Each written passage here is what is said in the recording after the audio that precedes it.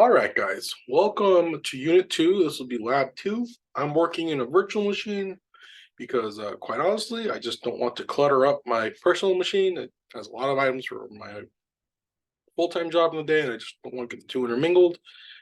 Just a fair warning, I know this is Lab 2.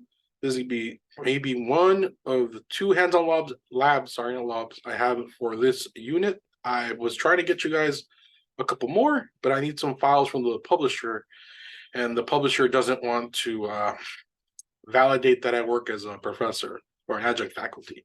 So kind of stuck, unfortunately, until then. I do apologize for that. I might have to backtrack and get those later and make them labs. I might make them extra credit. Don't worry, they'd be simple labs and using autopsy a little more, using FTK and using I want to download OS Forensics, and I will walk you through it. So for this lab, you're going to need to use OS Forensics. You're going to need to make a Word document. But I know it's pretty straightforward, right? But to get OS Forensics, this is how you get it. You go to here, you go to Google, right? I mean, I always use Google. OS Forensics download. There it is. I go to download, and you want to use the older versions? Use version 9. This is the one I'm using. It works fine. It's got to install. It takes a bit. Fair warning, if you try to use the 10th version that it has up there, it wants to charge you $1,200. Personally, I don't have $1,200 to give them, so I'm not going to get it. So after you run it, you download it, you install it, you can launch it after, I believe, a restart. It always asks you this. It's fine. So you're going to get here, continue using it as trial. You're using it as a trial. You'll be able to use it as a trial for the entirety of the class.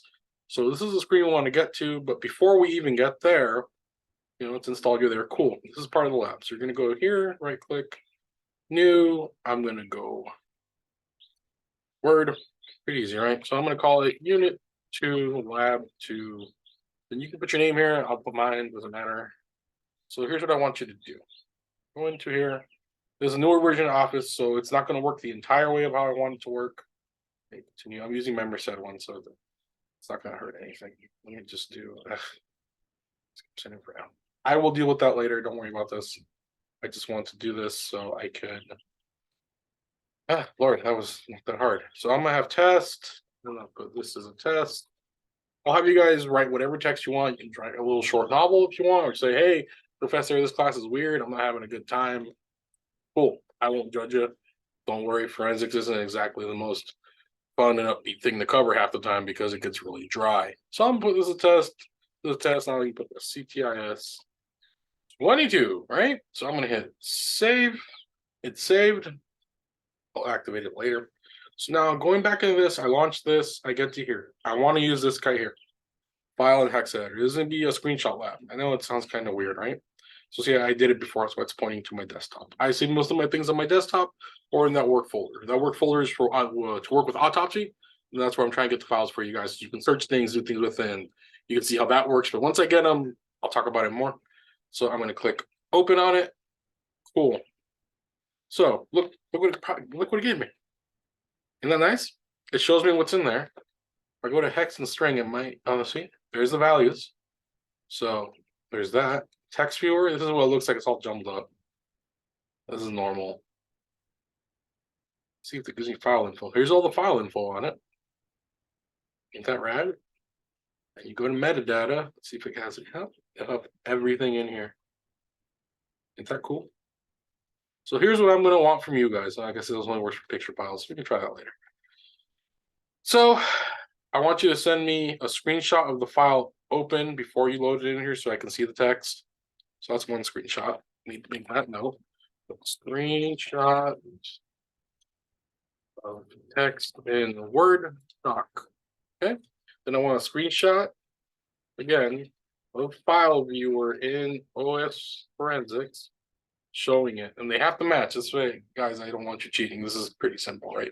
Send me a screenshot of that, and send me a screenshot of your hex. I know. This is how I can verify you did it. I know. Screenshot of hex. Screenshot of text viewer. Oops, viewer right over there. Not text. Text.